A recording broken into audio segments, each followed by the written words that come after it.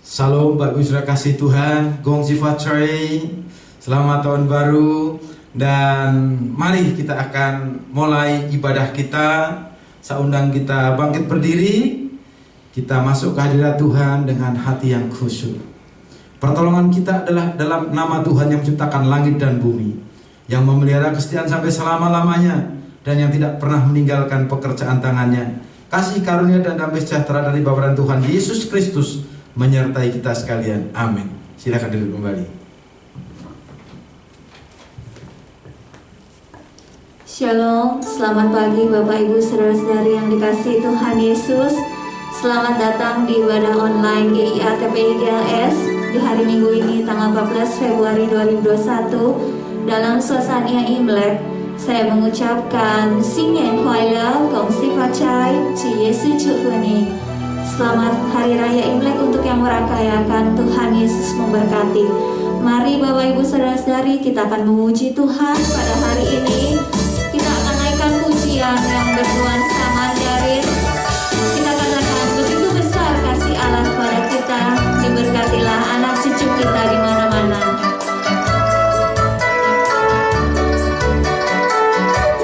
Begitu besar kasih Allah pada kita.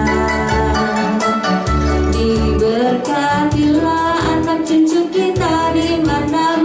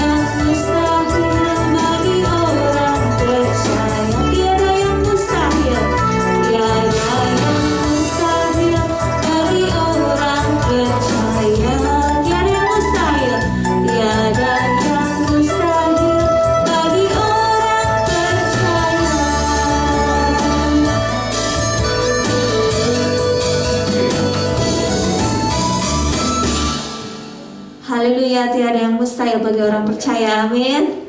Mari Bapak Ibu Saudara, kita satukan hati pada pagi hari ini. Kita akan menyembah Dia lebih lagi. Kita akan naikkan satu pujian yang berbahasa Mandarin. Sangpi Shewoman Teli Pinan Shuo Shewoman Tiliang Shewoman Taiwanan Chung Sui Se Ti Bang Chu.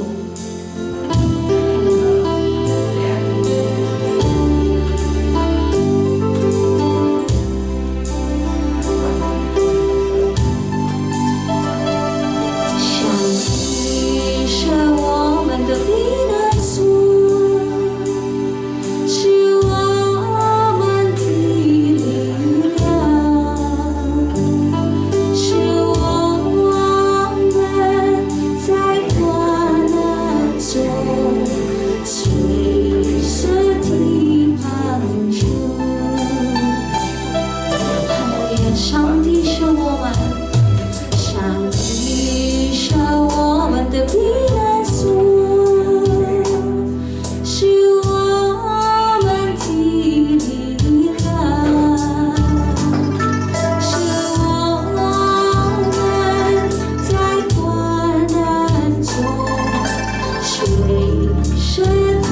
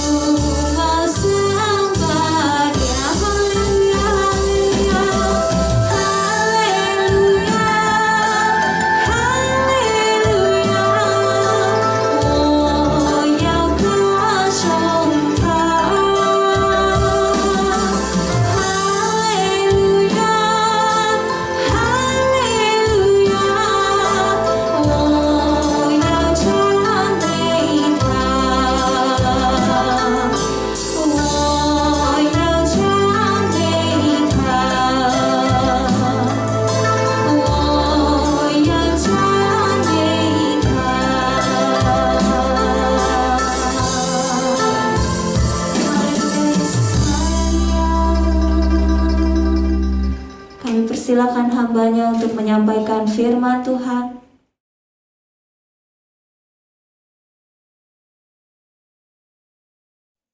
Mari kita berdoa, kita membuka hati kita untuk Roh Kudus bekerja di hati kita masing-masing supaya firman Tuhan mendapat tempat yang baik, mendapat tempat yang selayaknya di hati kita semua. Mari kita tunduk kepala dan kita berdoa. Bapa di sorga, tiba saatnya kami akan dengar suara Tuhan. Kami mohon Roh-Mu yang kudus kiranya menolong kami supaya kami boleh menangkap firman-Mu, bukan hanya mengerti tetapi kami mendapatkan pewahyuan dan hidup kami diubah oleh firman Tuhan. Urapilah hamba-Mu dan urapilah seluruh jemaat. Terpujilah nama-Mu di dalam Yesus Kristus. Haleluya. Amin. Saudara-saudara, mari kita membaca firman Tuhan dari Keluaran pasal yang ketiga, ayat yang ke-10 hingga ayat yang ke-22. Tetapi untuk menyingkat waktu, saya hanya akan bacakan ayat 10 saja. Demikian firman Tuhan. Jadi sekarang, pergilah, aku mengutus engkau kepada Firaun untuk membawa umatku orang Israel keluar dari Mesir.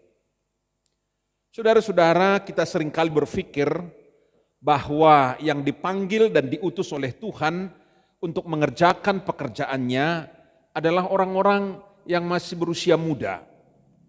Sebab memang orang-orang yang berusia muda itu sangat potensial, kekuatan mereka masih prima, masa depan mereka masih sangat panjang, kemampuan mereka sedang mencapai puncaknya, mereka ada pada peak performance. Coba misalkan perhatikan olahragawan, para petinju, pesepak bola, pemain badminton, pemain tenis, pemain basket dan lain-lain, itu adalah orang-orang muda. Ketika menginjak usia di atas 30 tahun, kemampuan mereka biasanya sudah menurun. Dan kita berpikir, masa Tuhan mau memanggil, mengutus orang-orang yang sudah tua, yang sudah loyo, yang kekuatannya sudah tidak seberapa. Tapi saudara-saudara, firman Tuhan menunjukkan kepada kita bahwa panggilan dan pengutusan Tuhan atas diri seseorang ternyata tidak dibatasi oleh usia, tidak ditentukan oleh usia. Samuel misalnya, dia dipanggil Tuhan, diutus Tuhan, diberi tugas ketika usianya baru 7 tahun. Yusuf mendapatkan panggilan Tuhan ketika usianya 13 tahun. Demikian juga Daud juga berusia sekitar 13 tahun. Yeremia berkata, aku ini masih muda. Yesus kita tahu dia juga mulai bekerja di usia 30 tahun.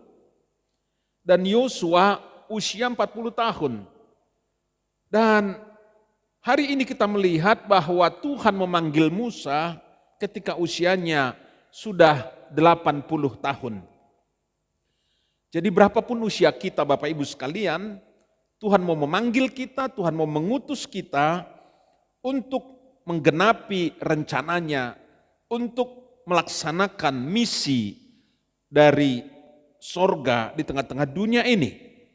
Karena itu bersiaplah, sebab sewaktu-waktu Tuhan bisa memanggilmu, mengutusmu untuk mengerjakan pekerjaannya yang besar.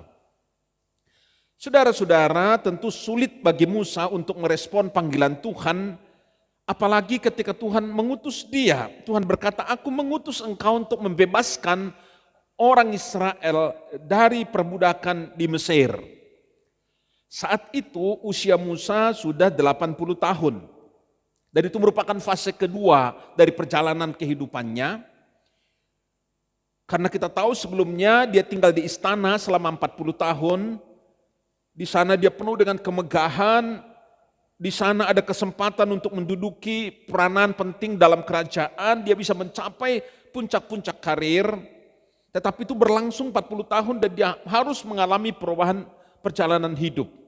40 tahun berikutnya dia tinggal di padang gurun sebagai seorang gembala. Tapi kemudian saudara-saudara, di tengah-tengah gurun itu Tuhan mengubah kehidupannya. Tuhan memanggil dia, mengutus dia. Itu tentu mengejutkan sekali bagi Musa dan itu sebabnya dia menolak. Kenapa dia menolak?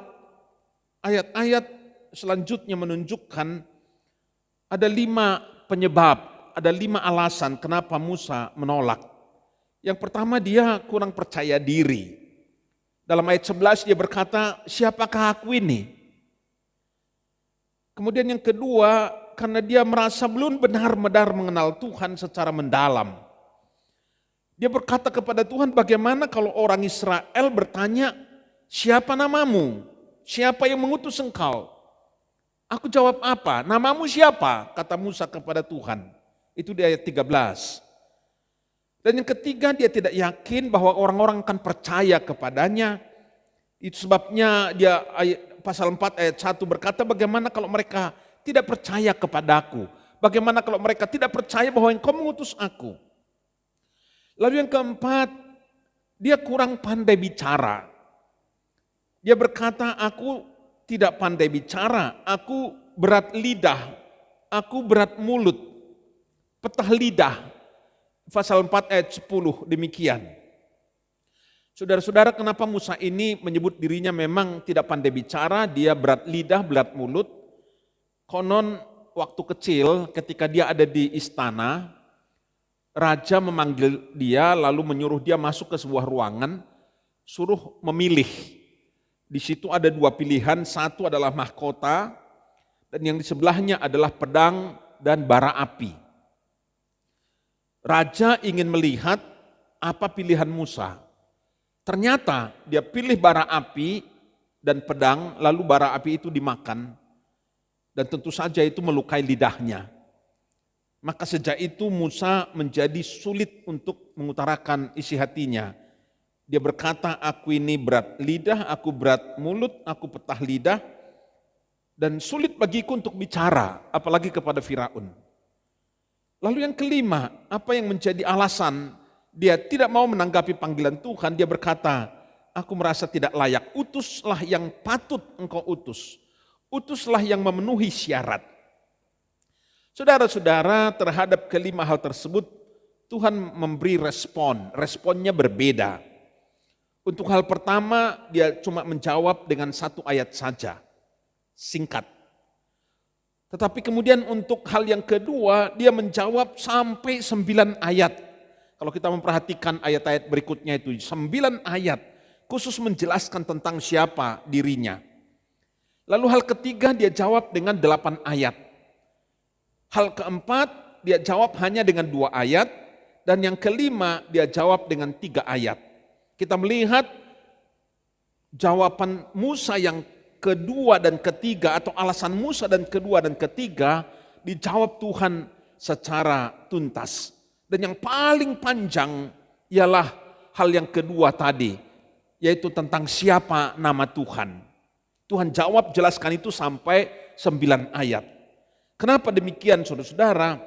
Karena orang yang dipanggil dan diutus oleh Tuhan itu memang pertama-tama haruslah mengenal siapa Tuhan. Harus benar-benar paham siapa yang mengutus dia. Nah, belakangan saudara-saudara, orang Israel mengenal Tuhan itu dengan 3 nama. Yang pertama adalah Yahweh atau Tuhan, semua huruf besar kalau dalam bahasa Indonesia. Kemudian El atau Elohim, yaitu Allah.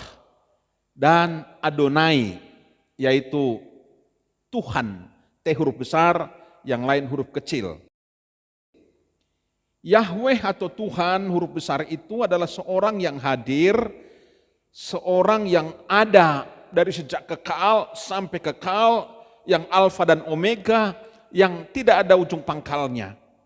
Kemudian El atau Elohim yang diterjemahkan sebagai Allah adalah seorang yang maha kuat, maha kuasa, yang berkaitan dengan kemampuan untuk mencipta. Dari yang tidak ada menjadi ada. Creatio ex nihilo.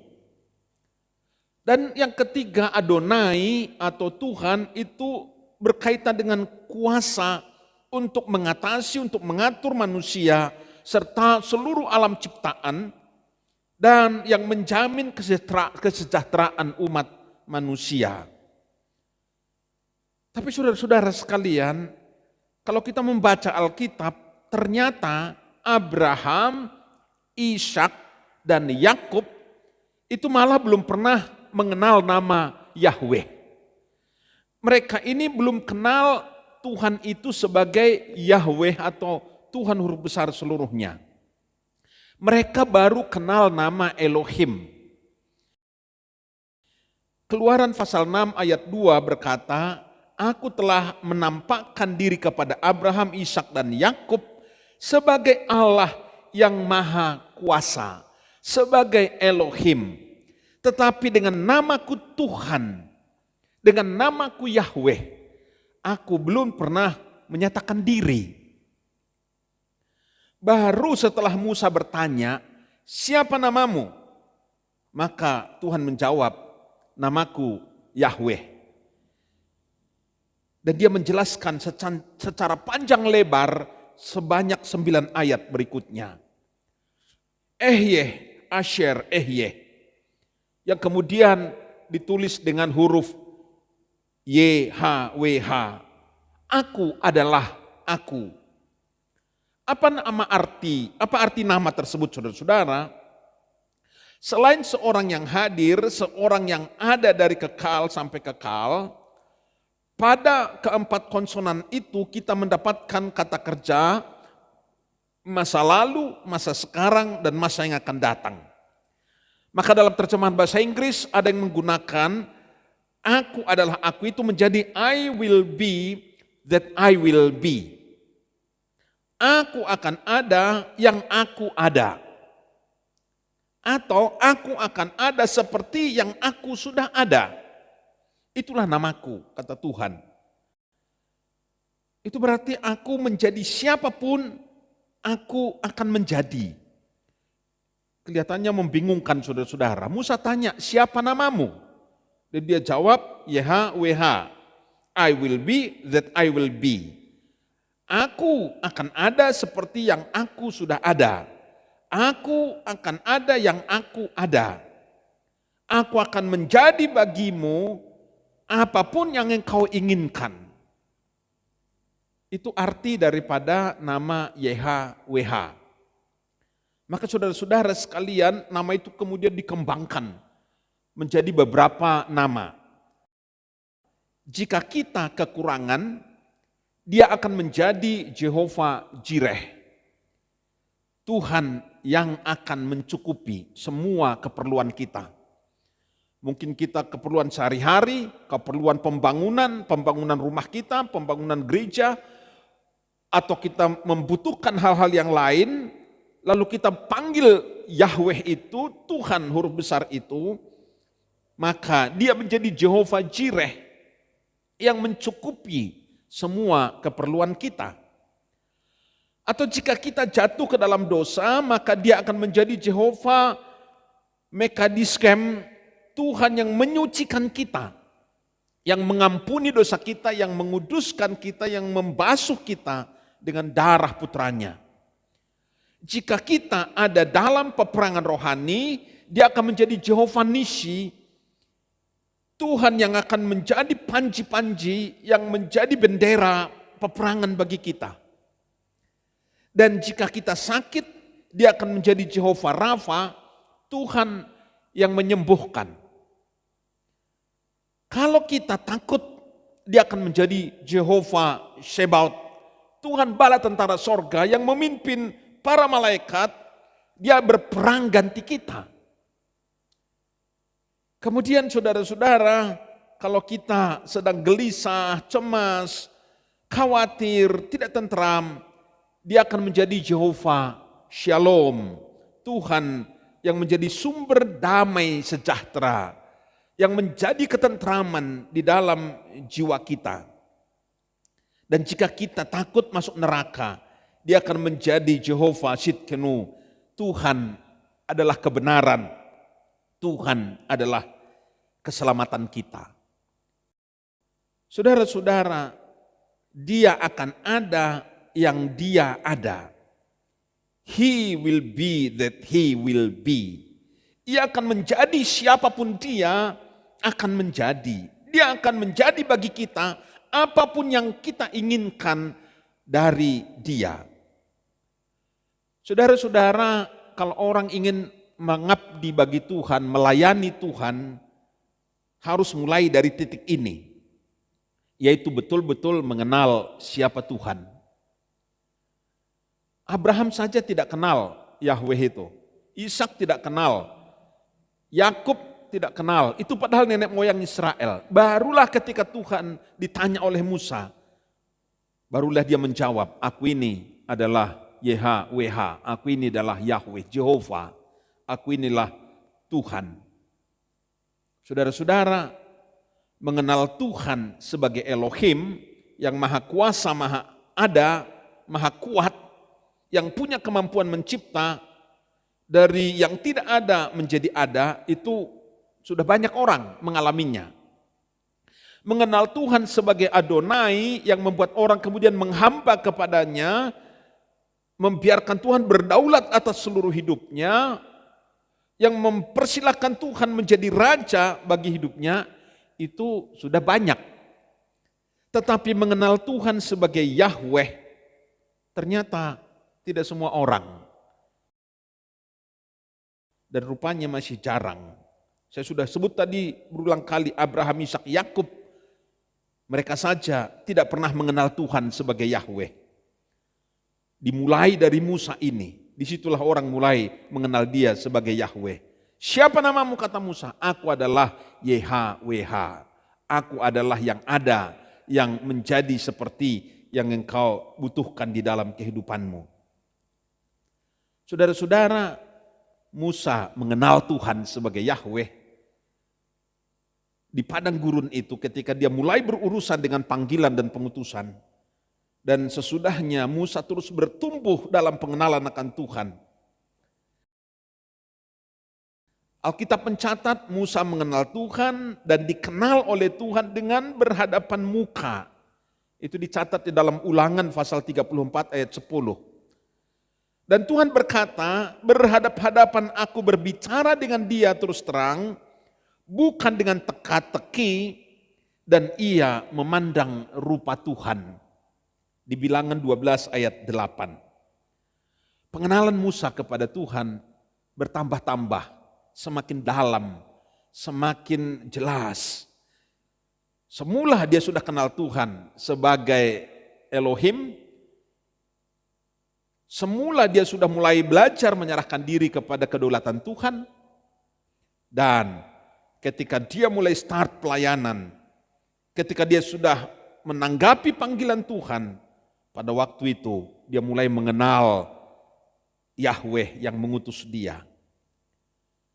Saudara-saudara sekalian, jika kita ingin merespon panggilan dan pengutusan Tuhan dan ingin terjun di dalam pelayanan, maka kita harus benar-benar mengenal Tuhan secara lengkap.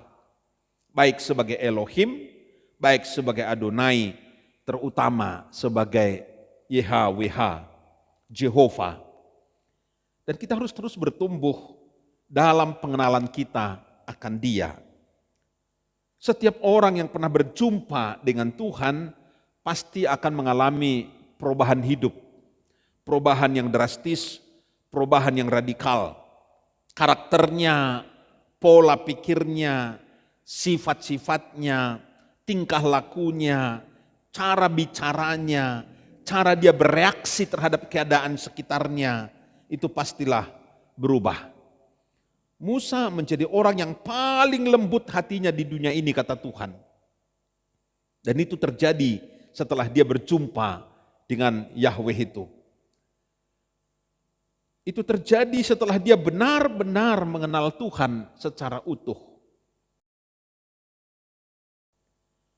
Saudara-saudara, orang yang mengenal Tuhan, maka dia akan menanggapi panggilan Tuhan. Dan orang yang benar-benar mengenal Tuhan itu bukan saja akan menjadi orang yang good person, tetapi dia akan menjadi a great person, bahkan a humble person. Tentu beda seperti yang Pak SBY katakan, ada orang yang tergolong good, ada yang bad, ada yang ugly, ada yang baik, ada yang buruk, ada yang jelek. Orang yang mengenal Tuhan, dia akan menjadi good person, dia akan menjadi a great person, dan a humble person. Saudara, Tuhan tidak memperhitungkan latar belakang kita.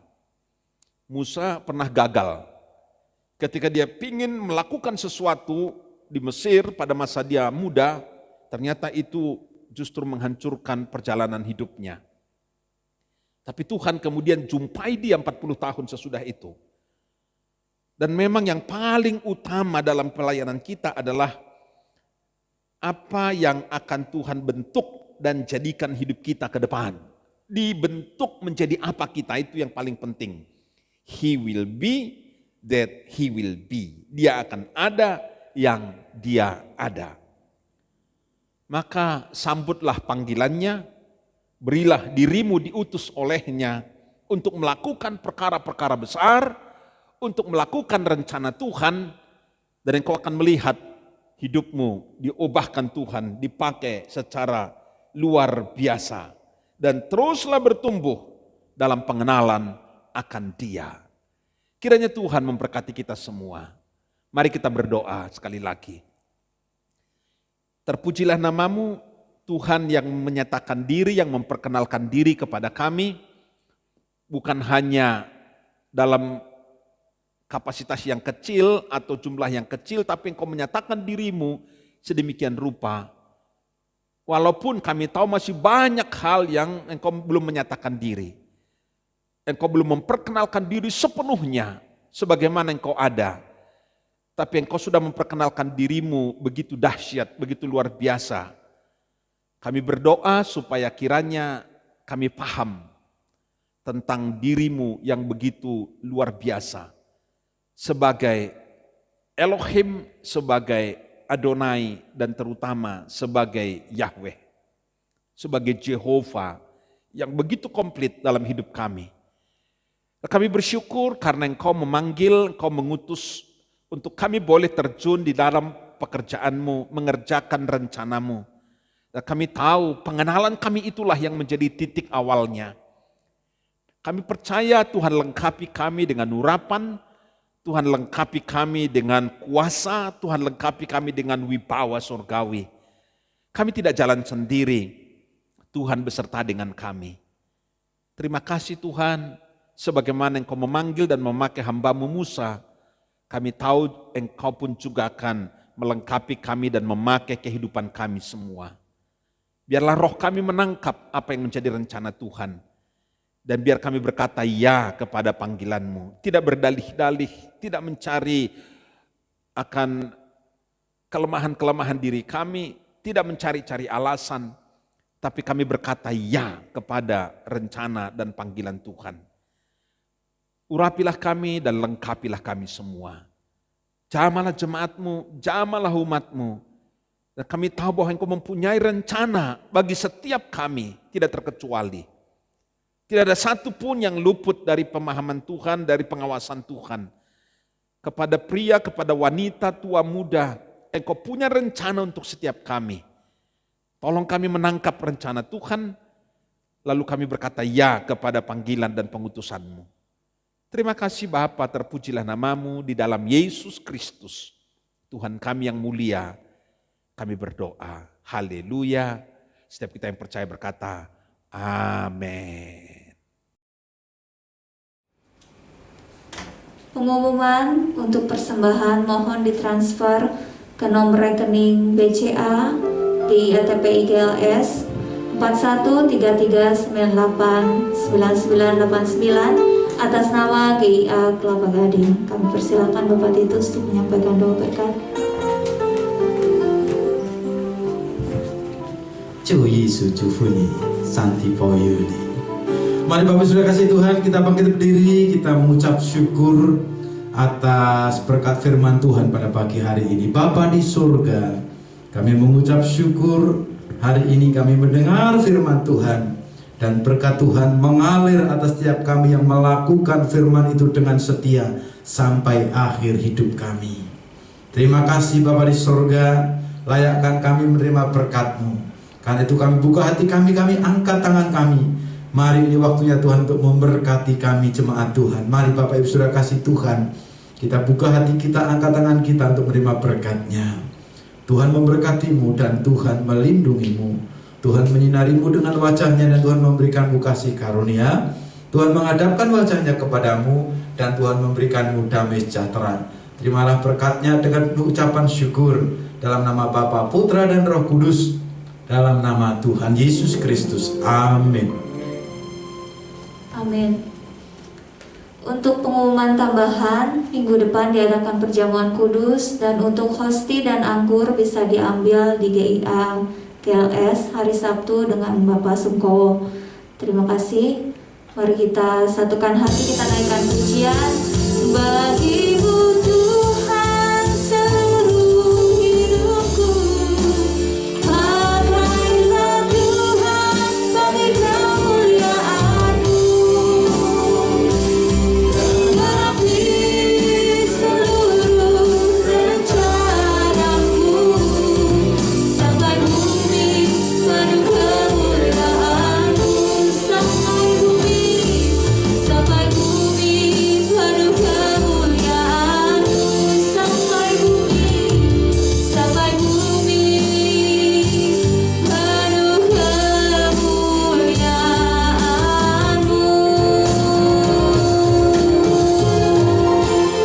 Haleluya, ibadah telah selesai. Mari kita bersaat teduh sejenak.